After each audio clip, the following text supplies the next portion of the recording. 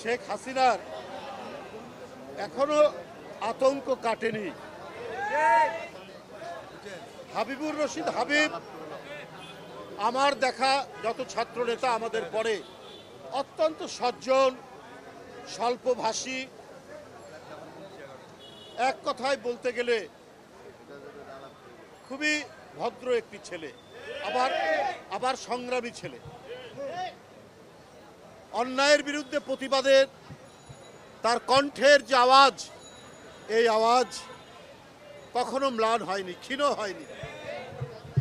রফিকুল আলম মজনু, হাবিবুর রশিদ হাবিব, এদেরকে আমি আরও ছোট অবস্থায় ছাত্রদল করা অবস্থা থেকে দেখে আসছি। এদের ঠিকানা আকাশের নিচে, আলো বাতাসের নিচে কম হয়।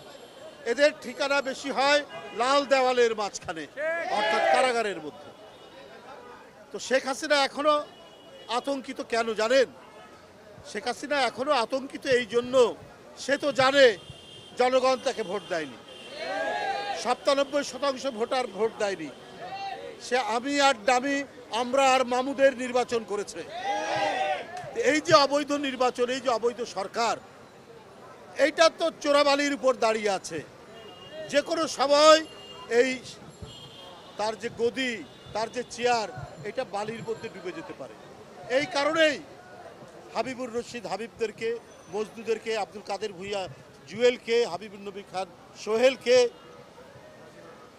রাজীব হাসানকে, সাইফুল ইসলাম নীরবকে এরা গ্রেপ্তার করে রেখেছে। ভয় থেকে এই গ্রেপ্তার।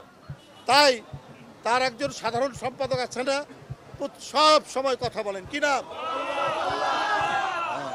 ওবায়দুল কাদের সাহেব।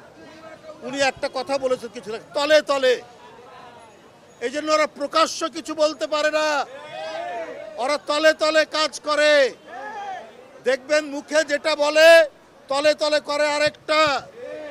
ইসরায়েলের বিমান বাংলাদেশে কি করে আসলো? বাংলাদেশের এয়ারপোর্টে মানুষ বলে, লোকে বলে শেখ হাসিনার জন্য 1 বাক্স ভর্তি শুভেচ্ছা বাণী পাঠানো হয়েছিল।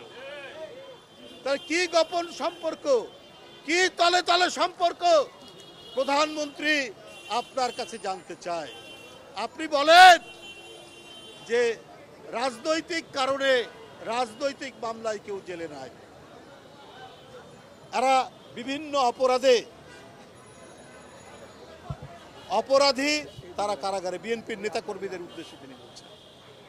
তাহলে প্রধানমন্ত্রী, আমি একটা কথা বলি, 1-11 সময় আপনি চাঁদা নিয়েছিলেন, এই সাক্ষী দিয়েছে আপনার আপন ফুফাতো ভাই, একজন ব্যবসায়ী আজম যে চৌধুরী। এই যে তারা যে সাক্ষী দিল, তারা যে বলল, এবং ওবায়দুল কাদের সাহেবও বলেছেন গোয়েন্দাদের কাছে অনেক কথা, সেগুলো গেল কোথায়? আপনার কিছু হলো না কেন? আপনি তাহলে কে? আপনার মামলার কি হলো? শেখ হাসিনার পতন হবেই। শেখ হাসিনা টিকবে না।